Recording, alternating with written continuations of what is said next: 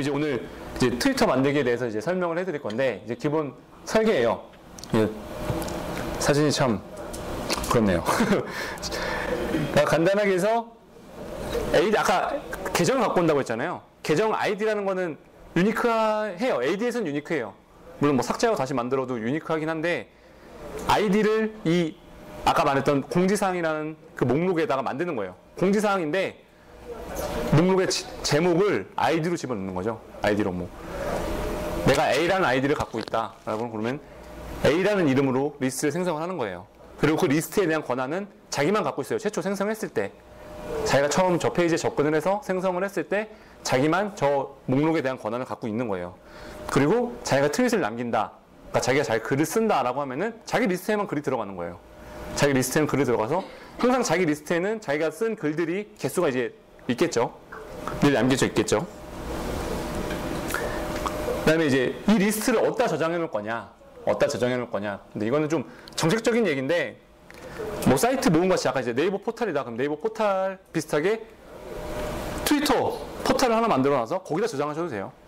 근데 이게 좀 더 좋을 수도 있어요. 나중에 관리를 위해서도 그렇고 분리하는 게 좋을 수도 있는데, 그래도 되고, 오늘은 그렇게 하진 않았어요. 오늘은 그렇게 하지 않고 그 네이버 포털이라고 치면은 네이버 포털 아래 있는 하나의 트위터라는 사이트를 하나 만들어 놓고 거기서 이제 거기다가 리스트를 각자 저장을 해 놓을 거예요. 사용자 이름별로 리스트를 저장해 놓고 거기서 가져왔다가 가져오고 뭐 다시 안 가져오고 하는 작업들을 하게 될 거예요. 그다음에 이제 기본 로직이에요. 너무 이게 간단해 갖고 쓰기 힘들더라고요. 이제 최초에 이제 페이지에 접근했을 때, 한 페이지에 접근했을 때 이 사람이 로그인 했는가 안 했는가, 그 다음에 로그인 했다고 하면은, 로그인 안 했다고 하면 뭐 로그인을 요청을 하고 다시 이제 처음으로 돌아가겠고, 첫 로직으로 돌아가겠고, 로그인을 이제 하지 않았다면은, 했다면은 그 로그인한 사람 아이디로 그 리스트가 있는지 없는지를 검색을 하고, 있는지 없는지 검색해서 없다면은 리스트를 생성하면 되고, 있다면은 그 사람 리스트를 갖고 오는 게 기본이에요.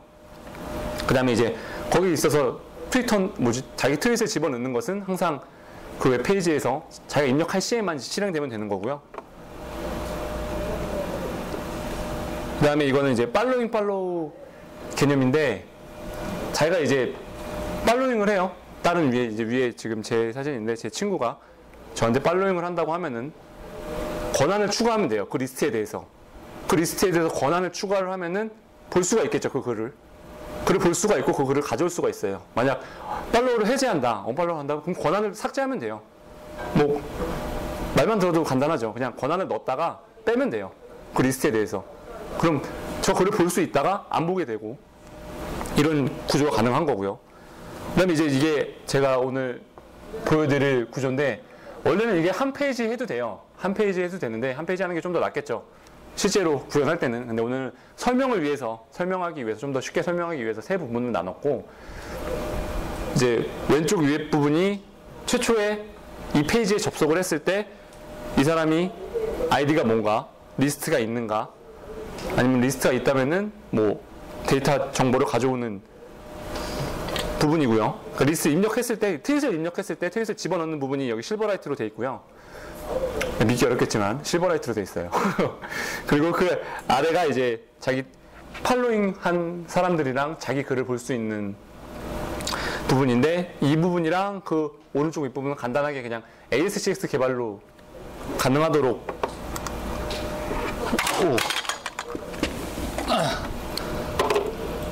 ASX에서 더 그 비하인드 코드를 이용해서 쉽게 배포해서 보여드릴 거예요. 자, 데모를 먼저 보여드릴게요. 소스에 대해서.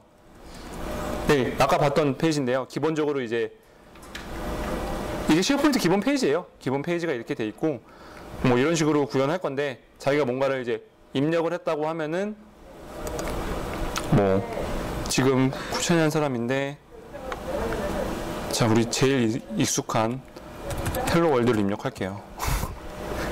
제일 친하죠, 저희랑. 근데 이게 지금 페이지가 안 넘어가는데 밑에 바로 뜨지 않는 이유가, 아까 말했지만 이거 세 가지 단위로 나눴잖아요. 그렇기 때문에 페이지 로드가 같이 일어나지가 않아요. 그래서 화면을 다시 한번 돌려줘야지만 밑에 들어가죠. 헬로 월드라는 게. 네, 이 기본 기능을 구현할 건데 이거 구현하는데 정말 1시간도 안 걸려요. ASP.NET 개발자들이 하시면은 뭐 쉐어포인트 이해하는데 1시간, 그 다음에 이거 개발하는데 1시간.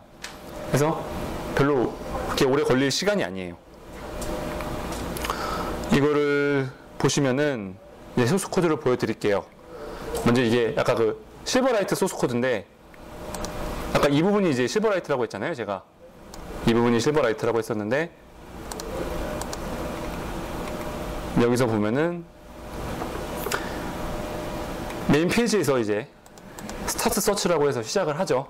시작을 서치를 하면은 무지개 간단해요. 이게 클라이언트 오브젝트 모델이기 때문에 아까 말했듯이 이제 클라이언트 단에서 서버에다 정보를 보내서 거기서 정보를 받는 거예요. 그래서 그리고 실버라이트이기 때문에 비동기적으로 진행을 안 돼서 비동기적으로 실행할 수밖에 없어서 이게 좀 코드가 좀 지저분해요. 지저분하더라도 최대한 이제 순서대로 설명을 해드릴 테니까 이해해 주시길 바라고, 하면은 이제 이 부분이 이 유저에 대해서 정보를 가져오는 거예요. 이 지금 로그인한 유저에 대해서 정보를 가져오는 건데, 정보를 가져와서 가져올 수 있는지 없는지를 이제 실행하는 거죠.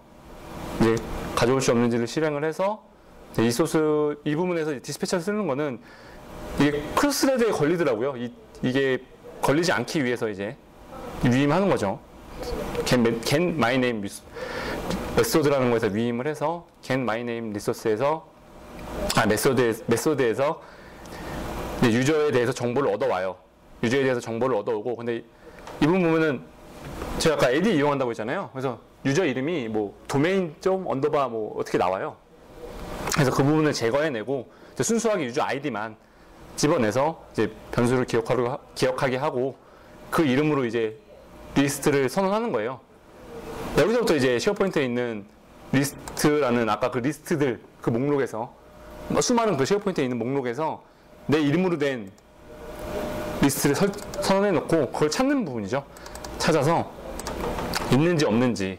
그래서 만약 있다고 하면은 뭐 이거를 가져오는 부분이 원래 있었는데 아까 제가 말씀드렸지만 밑에 있던 부분은 이제 쉽게 더 설명하기 위해서 ASX 돌렸다고 했으니까 지금 비어 있는 거고, 없다고 하면은 리스트를 만들어야 되니까 이제 실패했을 때 이제 create my 리스트를 만드는데 간단해요. 리스트 타입만 적어 놓고 리스트 제목, 그다음에 여기서는 리스트가 이제 이미 설정된 이제 제네릭 리스트라고 쉐어포인트에서 쓰는 리스트 중에 그냥 아무것도 없는 기본 리스트가 있어요. 타이틀밖에 없어요. 컬럼도. 뭐 기본적으로 뭐 원래 만들어주는 만든 사람, 뭐 수정한 사람, 수정 시간 뭐 이런 건 있는데 그거 외에는 딱 기본 열린 거예요. 타이틀만. 그래서 타이틀만 있는데 그 타이틀만 있는 리스트를 생성하도록 하고 그 타입을 선언을 해서 이제 생성하고 그 다음에 권한을 모두 해지하죠. 원래 이제 쉐어포인트는 기본적으로 상위 사이트에 있는 권한을 상속받게 돼 있어요. 그래서 상위 사이트에 있으면은 권한을 다 받는 거죠. 쉽게 말해서 그냥 UI에서 만들기에서 만들면은 가장 최상단에 있는 권한을 그냥 따라가요. 근데 그거를 방지하기 위해서, 왜냐면 아까 정할 때 최초에 내 글은 최초에 내가 들어왔을 때는 나만 볼 수 있게 하도록 했기 때문에 이제 권한을 해지하고 자신만 남겨두는 소스 코드가 여기 있고요. 그 다음에 이제 이거를 리스트를 만드는 거죠. 그래서 만들고 나서 성공하면은 내 이름으로 성공을 하게 되면은 다시 이제 최초의 버전으로 돌아가는 거죠. 돌아가서 이제 소스를 갖고 와야 되는데 그 부분이 지금 없는 거고, 이걸 한번 이제 실험을 해보면은 이렇게 봐서 잘 모르실 것 같은데,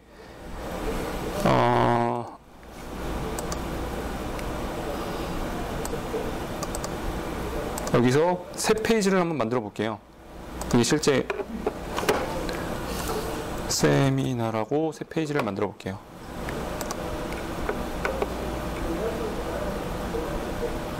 새 페이지를 만들고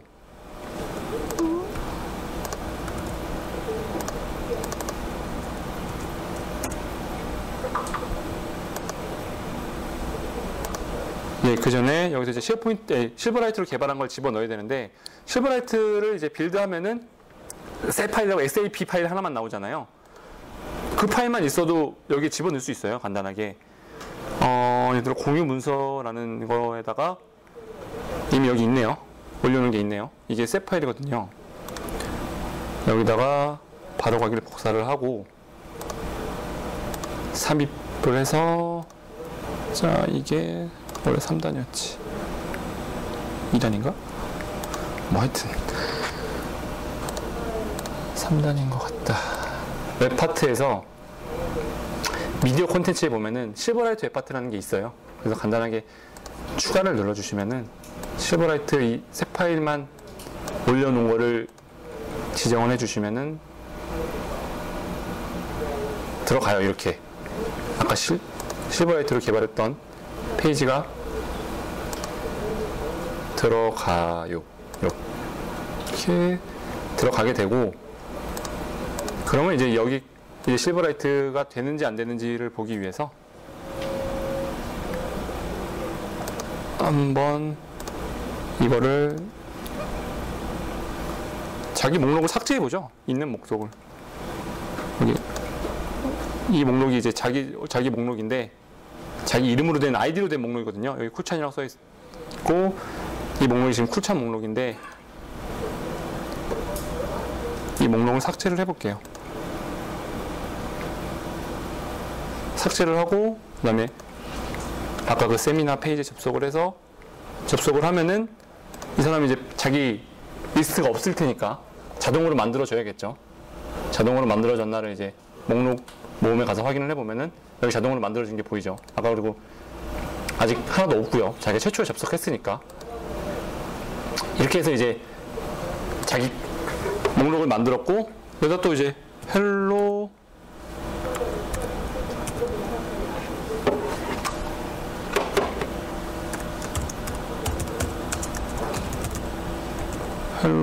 아이고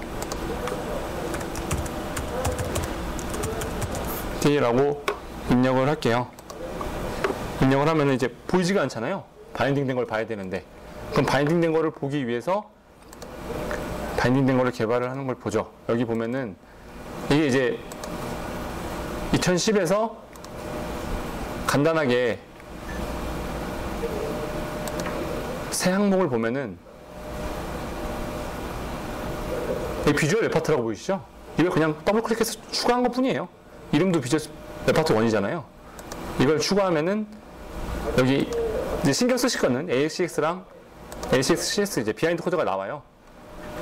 그래서 간단하게 보면은 뭐 테이블에다가 라벨 하나 박아놓고, 참 편법이긴 하지만 급하게 만들었기 때문에 이 안에다 이제 정보를 집어넣을 거예요. 이 안에다가 테이블 구조를 짜서 정보를 이제 바인딩식으로, 바인딩은 실제 바인딩은 아니지만 바인딩식으로 집어넣을 건데, 여기에서 보면은 이제 쿼리를 시작해요. 쿼리를 시작해서 어떤 정보를 볼 것인지를 정하고, 어떤 정보를 볼 것인지 여기서 정하고, 그 다음에 가져오는 것 중에는 이제 제네릭 리스트인 것, 그러니까 아까 만들었던 타입인 것, 그 타입인 걸 모든 걸 갖고 와서 이제 범위도 정할 수 있고요. 범위도 사이트 모음 아니면 그 외에 사이트도 정할 수 있고요. 그 다음에 쿼리 이제 조건 중에서는 생성일 기준으로 이제 최신 글이 위에서 볼 수 있도록 이런 식으로 설정하는 거고요. 이거 간단해요. 그 다음에 소스는 이 사이트라는 그 SP 사이트에 접속을 해서, 그 해당 사이트에 접속을 해서 그냥 get 사이트 데이터라는 거랑 그 안에 쿼리만 넣어주면 돼요. 그럼 데이터 테이블에 들어가요. 자기가 볼 수 있는 모든 내용들이.